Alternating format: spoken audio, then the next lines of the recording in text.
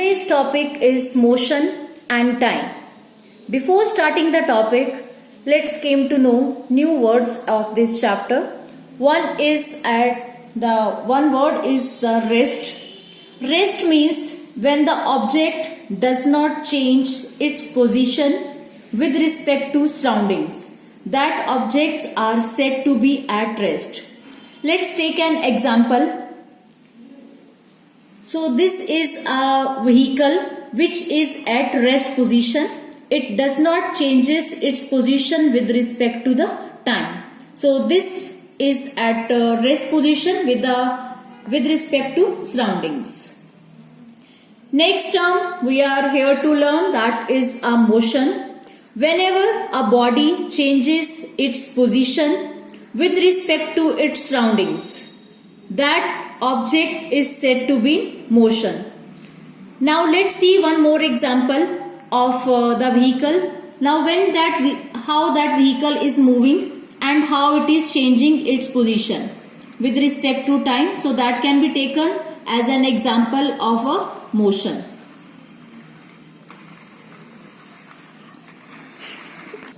So here we have learned the two terms. One is rest, when the object is said to be at rest, and when the object is said to be in motion. After that, let's learn one more new term, that is a speed.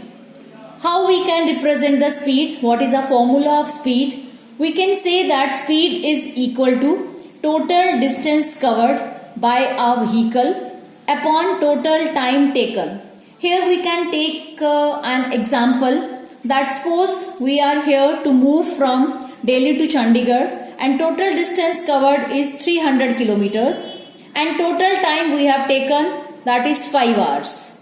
So simply we can calculate the speed of our vehicle, that by how much speed we were moving from Delhi to Chandigarh, if we are knowing the total distance covered and total time taken.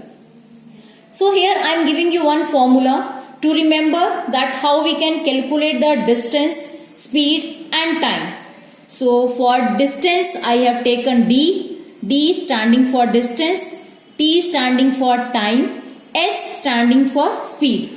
So just made one triangle and given a partition between these. First is D, in first block I have taken D, in second block S, and in third block I have taken T. So from this we can find the values of three of it.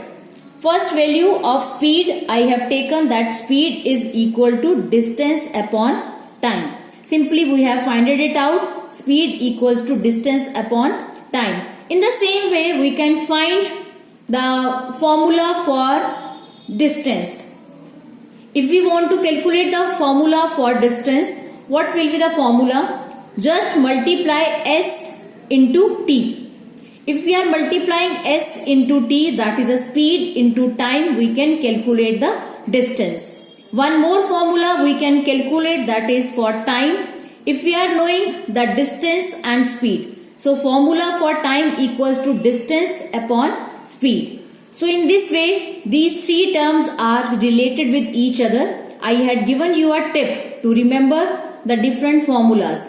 We can learn this formula with the help of like STD. That will be very convenient for you to learn the formula. So in this way we can calculate the speed, distance and time. After discussing the concept of speed, distance and time, let's see the units of time and speed. Time, we know the basic unit of time is second, and the basic unit of speed that we can calculate it, just the formula of speed, that is equal to distance upon time. The units of distance is meter and unit of time is second. So simply we can calculate the formula or the units of speed from the formula, that is meter per second.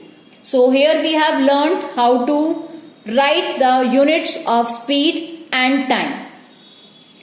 After that I am having the new terms that you must learn. What is the function of this odometer and speedometer? So odometer is a device that is both these devices are in the vehicles. So odometer is a device that help us to find out the distances, that how much distance has a vehicle traveled, that we can came to know with the help of an device, that is odometer. And other device is a speedometer. Speedometer is a device which gives us the speed of the vehicle, that at which speed our vehicle is moving. We can see these two devices in our vehicles. So I am showing you the device speedometer and odometer. So this reading is of odometer. It means this vehicle has traveled 7443 kilometers. So this is a odometer, and this is showing the speed of the vehicle. At this time the vehicle is at rest position, so this is showing at the 0 position. So in all the vehicles there's odometer and speedometer has been given. Next topic is types of motion. Already in lower classes we have discussed different type of motion.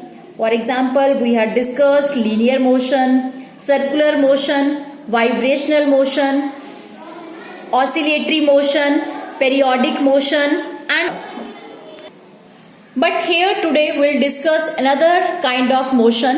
One is a uniform motion and other is a non-uniform motion. So let's see what is the difference between these two types of a motion.